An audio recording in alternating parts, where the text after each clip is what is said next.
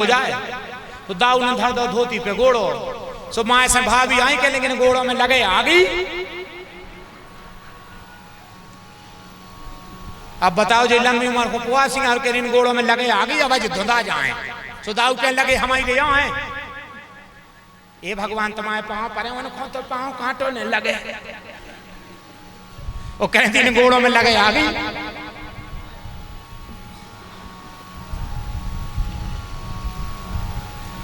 तो मैया बुला दे अब आप सो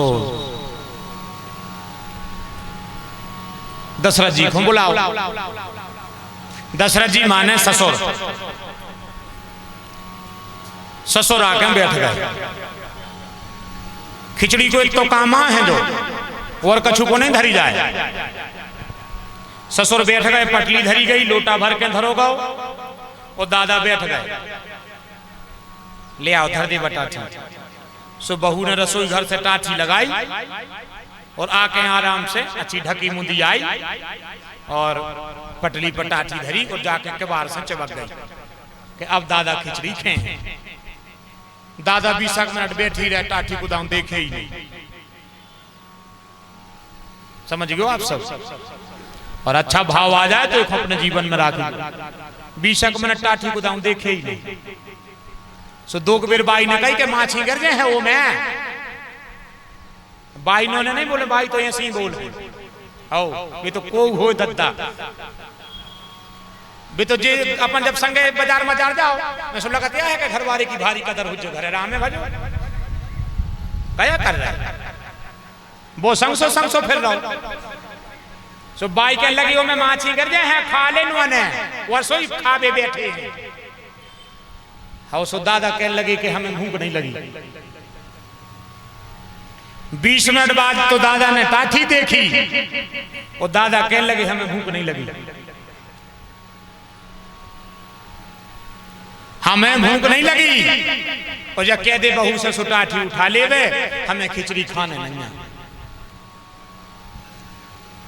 बाई ने कह दी बहू से जाके दादा तो खिचड़ी की ना ही कर रहा है।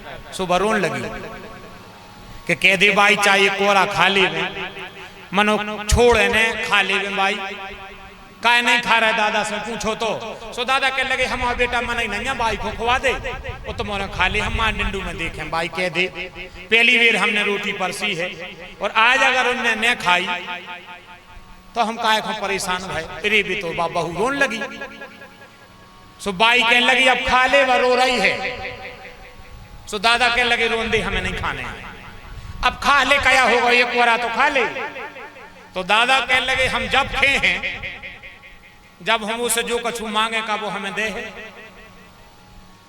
हम वो की खिचड़ी खा तो रहे हैं मानो खिचड़ी खावे के बदले में उसे पूछो उसे जो हम मांग है का वो हमें दे है। अब तुम्हारी जा कहाँ की अड़िया है बब मोड़ी मोड़ाया है अपन को दाऊ चज्जे उनको तुम उसे कहा मांग रहे। दादा कहने लगे बीच में न पढ़ो तुम तो उसे पूछ के आओ कि हम उसे जो कछु मांग हैं का वो हमें दे है तो हम खिचड़ी खा रहे हैं। बाई ने जाके बहू से कह दी कि दादा जा कह रहे हैं गुस्सा से हो रहे हैं। बोलिए भक्त वत्सल भगवान जय। बड़ा ही सुंदर सौभाग्य इस जब पावन पुनीत मंगलमयी सभा के मध्य में हमारे परम स्नेही परम आत्मीय हमारे क्षेत्र की शोभा हम सबका मान हम सब ब्राह्मणों का गौरव हम सर्व क्षेत्रवासियों का गौरव परम तपोनिष्ठ हमारे प्रिय अनुज भैया श्री केशवाचार्य जी महाराज इस पावन सभा के मध्य में उपस्थित होकर के इस सभा को गौरवान्वित कर रहे हैं। मैं मानस पीठ से आपका बहुत बहुत मान और बहुत बहुत मंगल शुभकामनाएं करता हूं। ओतप्रोत वृद्धि आपकी तपस्या और साधना में हो और ऐसे ही आपके कर कमलों से संसार का सकल हित और सबका मंगल होता रहे।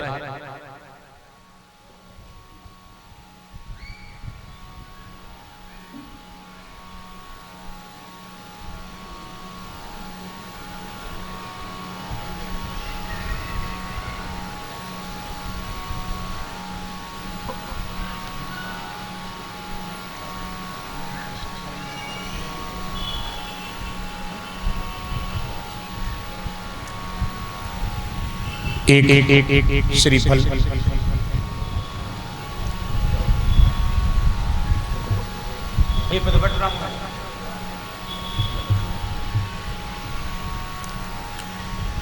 ये बड़े गौरव की बात होती है।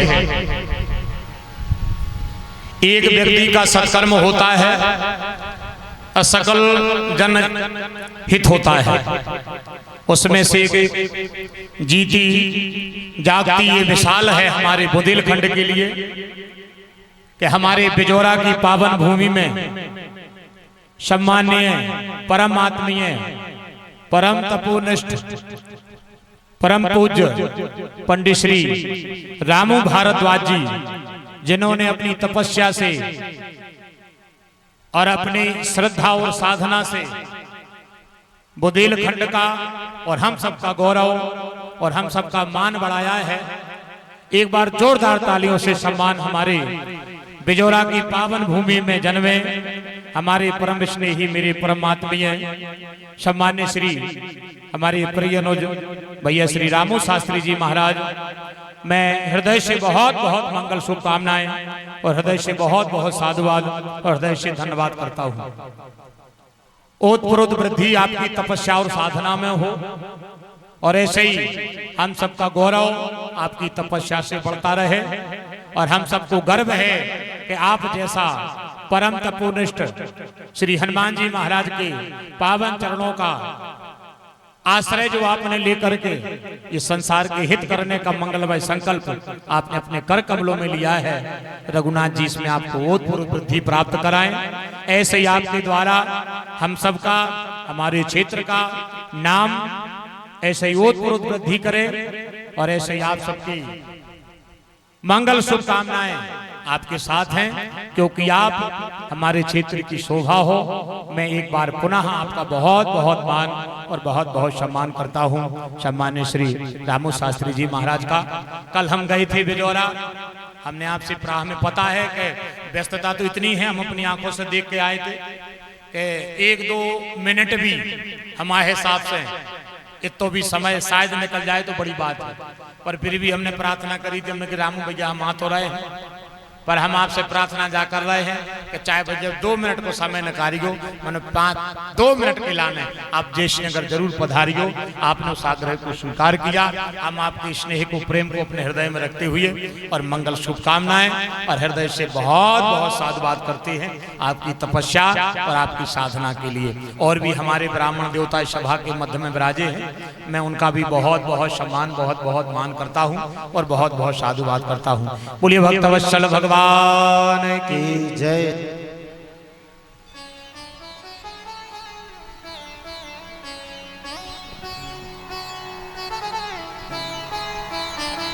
अगर वह कहे हम उसे जो कछु मांगे वह हमें दे देवे, तो हम खिचड़ी खाए ले रहे न उसे कह दे कि अपनी टाठी उठा ले। सास ने कही बहू से कि दादा तो ऐसी कह रहे, सो बहू ने उतई से कह दिया आराम से कि पूछो दादा क्या कह रहे हैं।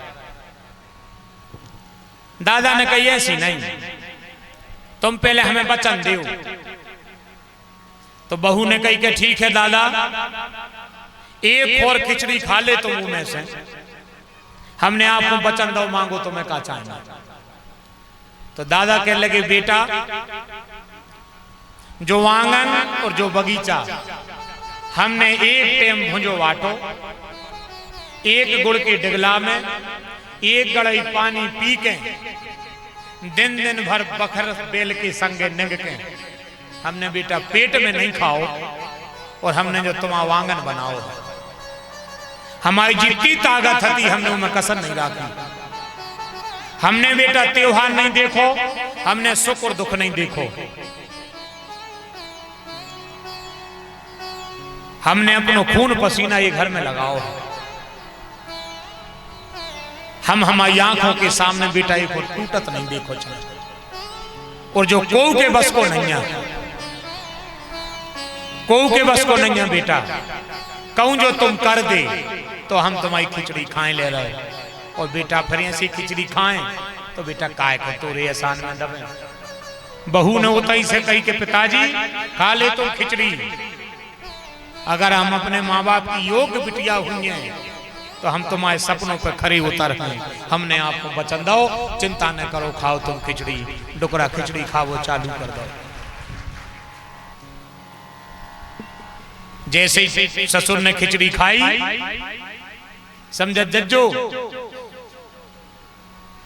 खिचड़ी की टाठी सरकाई, 5 रुपया 50 रुपया 100 200 पाए ले, अंगूठी जो कछु है तो उस पटली पे धर दो। बाई कह लगी उठा ले बटाठी, उठाओ बटाठी। बहू ने बटाठी उठाई और कहने लगी मम्मी चलो तुम और खा ले। सो बाई कहने लगी बेटा हमें न खुआओ, हमें रहने दे, तुम तो बेटा नहीं खूब प्रेम से खुआते रहते हो, हमें न खुआओ। अबे तो तुम हमें प्रेम से खुआ दे हो, हमें तुम्हारे प्रेम से भोजन करवे की पर है आदत। भयाने हम तुम्हें तनक मनक डांट है, कबो हम जोर से डांट दें, तुम बांधो बेटा हमसे बेर, फिर बेटा हमें लगे खराब। इसे बेटे वो आदत ही न पारो, तुम तो हमारे सामने दादा को रोटी देते रहो, हम तो हमारी उठा उठा खाते रहे। हाँ सो कैसे बन जाए, चलो तुम तो तुम्हें भी खाने पर है। सो हाथ पकड़ो और सास कौन लो आ गई, बैठो मम्मी खाओ। ने खुआओ बेटा, काय को खुआ रही हो, बयान है तुम हमसे बेर बांधो, बयान है तुम हमसे बोल हो ने, हम तुमसे कछु कहे हैं तुम्हें गुस्सा चढ़ है, इसे बेटा रहने दे। सो न कही के खा ले भाई, तो फिर जा बताओ कितो सहन कर हो, तो हम तुम्हारी खिचड़ी खा रहे हैं, बताओ। सो बहू भी कहने लगी मतारी तुम खिचड़ी खा ले और नख से लेके सिख तक की चाम तुम्हारी, नख से सिख तक की चाम तुम्हारी, आपको जो मन में आए वह कज्जो, हम कहूं तुम्हारी बात हृदय में न रखा। बस एक काम कर दीजो, जितना तुम हमें डांटो, जितना तुम हमें गुस्सा हो, उतना बहू जान के न हो, जो तुम हमें अपनी बिटिया जान के तुम्हें जो कछु कहने हुई बाके ले जो, पर तुम्हारे मन में उस समय बेटी का भाव होना चाहिए, हमें बहू जान के कछु न कर। अगर इतो तुम कर सको तो आप जो कहो हम वो कर हैं, तुम्हें हम कहूं शिकायत को मौका न दें। जल्दी सास को खिचड़ी खवा दे। खा के सास कह लगी बेटा खबर राख गयो। सास ने खिचड़ी खाई, सास के परे पांव, आप कह लगी बेटा देवे तो कछु है नहीं हमारा, देवे तो कछु हमारा है नहीं, हम तुम्हें आज तुम्हारी खिचड़ी में एक चीज दे रहे हैं। बहू ने कही का, बोले आज से हमने हमारा बेटा दो तुम्हें, आज से ये खिचड़ी में हमने हमारा पलो पलाओ बेटा, आज से हमने दो तुम्हें, और ये खिचड़ी के बदले में बेटा तुम हो जा हमारी, बेटा होगा वाज से तुम आओ, हमाओ पे अधिकार हमने जते हैं, मनो बेटा तुम हो जा हमारी। बहू सास की छाती से चिपक गई और खूब मुड़ पे हाथ फिरो, दूधो नहाओ पूतो फलो, और फिर सास का नहीं देता अपनी बहू को। सास की खिचड़ी हो गई। जे सपने हर एक गृहस्थी के होते हैं टूट गए, निकल गई वो मर्यादाएं। अब बात आ गई देवर की, देवर को बुलाओ, जेठ को बुलाओ। जेठ आ गए, जेठ ने खिचड़ी खाई, जेठ ने कछु नहीं कही, चुपचाप ऊपर कछु को हार धर दो, और जैसे ही जान लगे सो बाई ने कह दी कि बेटा जे केवल रसोई घर में इतनी देर खुआ है, दादा तो चाय की कहवे आ जाए, पर जे आए तुम्हारे जेठ, जे इतनी देर खुआ है बस। सो बेटा इनकी इतना निभाने तुम्हें, और कछु नहीं करने, बाकी तो तुम्हारी दीदी है ही, जेठानी है, पर जे रसोई घर में केवल इतना ही खुआ है, भोजन कर हैं और चले जाए। जेठ चलो अब आओ देवर, देवर बैठो रे वो खिचड़ी ने खाए। सो बाई ने कही कि तुम काहे नहीं खा रहे, कह लगो वहां हमें से न खे, तो तुम कैसे खे हो, तो हमारी भाभी को बुलाओ। तो भाभी आ गए, क्या है अब देवर भाभी को प्रेम तो बड़ो पक्को है, इतनो पक्को है कि रामचरितमानस में एक श्रृंगार का सिद्धांत है। लक्ष्मण जी ने एक ही बार ऐसो भाव है श्रृंगार को, एक ही बार राम जी के बगल में खड़े होवे से दूर भय थे केवल, वो भी जनकपुर में। जब जानकी जी माला डाल रही थी, राम जी को नेची खींचने करन दे रहे थे लक्ष्मण जी के नेची खींचने करियो। सो सीता जी ने तन कह दई के लालजू लाला। सो लक्ष्मण जी पागल हो गए थे कि भाभी हमसे लाला कह रही। सो राम जी को छोड़ के भाभी के लगा ठाणे हो गए थे। सो राम जी कहते कार्य लक्ष्मण जो क्या कर रहा है? लक्ष्मण जी कह लगे भैया आज वर नाराज ने हुज्जो, ये प्रेम को हम जब से तरस रहे हैं, जब से हम तुम्हारे चरणों में आए, हम और जीवन उतना पूरा हुज्जे। हम जान रहे थे कि जोन दिन हमारी भाभी आ जाए, और आज हम भाभी की तरफ हैं। राम जी भी गदगद हो गए कि धन्य है लक्ष्मण। जानकी जी ने केवल लक्ष्मण जी सिद्धि कह दई कि देवर एक एहसान करो, पृथ्वी को जरा उठा देना, जयमाल नाथ को पहनाऊं, बस इतना काम बना देना। सो लक्ष्मण जी बिल्कुल विभोर हो गए, पट से राम जी से बगल में से और जानकी जी के बगल में खड़े हो गए। ये देवर भाभी का प्रेम रामायण में। हमने कहे भाभी को बुलाओ, तो भाभी आ गया। अब भाभी देवर को लाल तना को नगाल में सकता है, लाल में तुम काहे नहीं खा रहे? हाँ तो हम नहीं खा रहे तुम्हारी खिचड़ी। काहे तुमको क्या चाहिए? ब्याह करवाने? हम तो ब्याह करवा दे हैं। हाँ हाँ ब्याह नहीं करवाने हैं, तो फिर क्या चाहिए तुम्हें? क्या चाहिए बताओ? ऐसा भाव रखा कि हम क्या बताएं। कह लगे कि हम खिचड़ी तो खा रहे हैं, मन एक शर्त पे खे हैं। बोले का? बोले तुम हमारी भाभी से मतारी बन जा और हमें अपना बेटा बना लो। पागल हो गई ओली में बिठा लाओ और हाँ तई से खिचड़ी खुआ दे। ये उस संबंध की बात है। अब केवल एक संबंध रहेगा, वो रहेगा नंद को। अब रहेगा अकेलो नंद को। सो बाई ने कही के देवर ने जेठ ने तो भोजन कर लाए, ससुर ने कर लाए, सास ने कर लाए। अब तोरी जेठानी और नंद रह गई है। सो जाओ अपनी जेठानी को बुला ले और नंद को बुला ले। सो गई सो हाथ पकड़ के जेठानी को लो ले आई, लोआ के बिठा लो, पांव पर लाए, खिचड़ी रख गई और कह लगी दीदी जब खिचड़ी तुम खा ले। सो दीदी ने कई कच्छू ने, जेठानी ने कई कच्छू नैया, केवल एक बार नजर भर के देख दो अकेलो बस। सो भाभी कहने लगी कि निश्चिंत रहो, अगर जब प्रेम की दृष्टि है सही रही तो हमारी दृष्टि हमेशा तुम्हारे पांव में ही रहे। जेठानी खिचड़ी खाई और चली गई। अब बात आई नंद की। नंद आई सो उन्होंने कही कि दीदी तुम खिचड़ी खा ले। सो अब नंद कह लगी अब हमें कौन तैयार है, सो हम तो खाएं सो और न खाएं सो। हाँ खा ले दीदी। सो अब दीदी ने सोई चतुराई करी। दीदी ने भाभी को ही हाथ पकड़ लो, कह लगे अब सब ने खा ली है, चलो अपन दो जने एक टाठी में खज्जे। सो नंद भौजाई दो ही बैठ गई और एक ही टाठी में खान लगी। कहा भाभी तुमने सब कछु दाओ है, हम मांगे कछु अधिकार तो नहीं है मांगबे को, क्योंकि कल हम पराए घरे चले जाए, मांगबे को अधिकार नहीं है। मन तुम क्यों तो हम मांगे। सो भाभी खिचड़ी खा जा रही, नंद खिचड़ी खा रही है और कह रही है मांगो दीदी का चाहने। तो कह लगी हम जा कह रहे थे कि जैसे कबों जैसे साहुन को भज्जा हमारी खबर न कर है तो तुम लोग भी पहुंचा दो।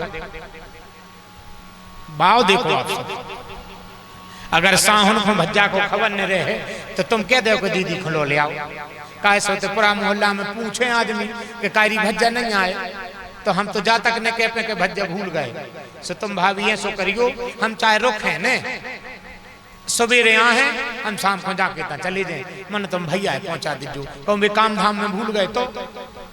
और ऐसो करियो कि जैसे ब्याह बर हो कछु तुम इनको भनेज को भनेजन को, तो तुम भाभी तुम आ जाओ, जैसे हम तुम मान पान न कर पे तो आ जाओ। टप टप दोनों के टाठी में गिर रहे सुगा और बाबा तुलसी कह रहे हैं सुको दन सुरभि सुरभ सुंदर स्वाद पुनीत जाय आए खिचड़ी। इत्ते खुमावा गुंड भरी जात है। बोलो भक्त वत्सल भगवान की। इत्ते की आए व गुंड की खिचड़ी, एक ही आएगा राम कथा। बात अगर आप सबको लगी हो कि हाँ ठीक है और उचित है, तो आने वाली पीढ़ी को भी ये शिक्षा देना जितना बहू की विदा बिटिया की करो तो बेटा के कान में हो के दीजो कि बेटा के तो जाके तुम दार बन जजो और वो परिवार को चावल बना लीजो, या तुम चावल बन जजो वो परिवार को दार बना लीजो। वो प्रेम को इतो घी डारियो तो तोरी खिचड़ी कबों तोरी गंजिया में कम ने पड़े। बोलो भक्त वत्सल स्वीकार करियो आप सब इस बात के लिए। ऐसे बड़े प्यारे भाव श्री राम कथा जी के पावन इस दिव्य प्रभाव में पड़े हैं। एक एक परिभाषा इतनी प्यारी है। अब एक छोटी सी बात को और आप सुन लो, ये तो आपकी बात हो गई। आज का आपके 3 घंटा के बैठने में मात्र ये 25 मिनट आपके जीवन में बड़े काम आएंगे। 25 मिनट काम आएंगे। और जितनी हमारी बहनें सभी बेटियां बैठी हैं, हम आपके चरणों में अपना माथो रख रहे। बेटा तुम हमारी ये बात की खबर रखियो, जितना तुम अपने दाम्पत्य में जाओ तो तुम जब खबर करियो कि बड़े महादेव मंदिर में एक पंडित जी हते, वे खिचड़ी की ऐसी कथा सुना रहे थे।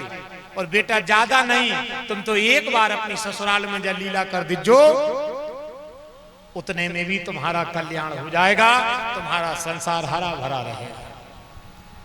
जो समय बीत गया है उस पे ज्यादा गौर ना करो, क्योंकि किसी विद्वान का कहना है, हम चाहे बही हो जरूरी नहीं, हम चाहे बही हो जरूरी नहीं, आशाएं हुई कभी पूरी नहीं। हम चाहे वही हो जरूरी नहीं, आशाएं हुई कभी पूरी नहीं। जरा सोच ले प्राणी नर्तन का, जरा सोच ले प्राणी नर्तन का, श्वासा जल कितना रीत गया, क्या सोचे करे पागल मनबा, क्या सोचे करे पागल मनबा। जो बीत गया सो बीत गया, हम चाहे वही हो जरूरी नहीं, आशाएं हुई कभी पूरी नहीं। जरा सोच ले प्राणी नर्तन का, श्वास जल के तेना रीत गया, क्या सोच करे पागल मनवा। जो निकल गया है उसमें ज्यादा विचार करने की जरूरत नहीं है। अब एक हल्की सी बात और बताएं और समय की प्रेम पराकाष्ठा को ध्यान में रखते हुए और फिर बाग पुष्पांजलि को विराम। कल कथा का विश्राम दिवस महापर्व रहेगा। राम राज तिलक की कथा हम कहेंगे, थोड़ा सा भगवान वन भ्रमण करेंगे और फिर लौट करके रघुनाथ जी का रात तिलक होगा। मैं आपसे करबद्ध प्रार्थना करता हूं, 6 दिन 6 रात समय अभाव चलते आप इस सभा में अगर उपस्थित नहीं हो पाए तो कल जरूर आप सब आना और अधिक से अधिक संख्या में आना। बड़ा सुंदर राम राज तिलक हम कल उस महापर्व को मनाएंगे और फिर 1 वर्ष के लिए आप सबसे विदा हो जाएगी। फिर पुराण सब चल जैसी स्थिति में आएंगे और फिर यही महापर्व हम फिर किसी न किसी पुराण के रूप में मनाएंगे। कल का दिवस शेष रह जाता है। इस महायज्ञ में जिन पति पत्नी को अपने दाम्पत्य के सहित इस महायज्ञ में सम्मिलित होना है तो कल के लिए आप सम्मिलित हो सकते हैं। कल के जो यजमान महानुभाव हैं उनके नाम का उद्बोधन अभी हम प्रदीप बिहारी जी से कराएंगे और आप चाहें तो अपना नाम अभी अंकित करा करके जा सकते हैं और बाध्यता नहीं है, लेकिन अगर ऐसा लगे कि हाँ अगर मिल रहा है मौका तो समय का उपयोग करना है तो जरूर आप सब उस आराधन में सम्मिलित हो सकते हो। बड़ी सुंदर रामदास तिलक की कथा कल हम आप सबसे कहेंगे और थोड़ी सी प्रार्थना है सभी हमारी माताओं से भी, और ये बात को बिल्कुल आप लोग ऐसे मतलब नाराज न हुई हो। अब हम लोग तो चाहे तुम्हारे भैया बालक कह ले, चाहे भैया बेटा कछु भी कह ले, तो मतारी से भी आशा रेत है, बेन से भी आशा रेत है रेत ये भैया चाहे कछु कह ले, चाहे भैया बना ले चाहे बेटा बना ले, तो आशा तो बेन से भी रेत है, मतारी से भी रेत है।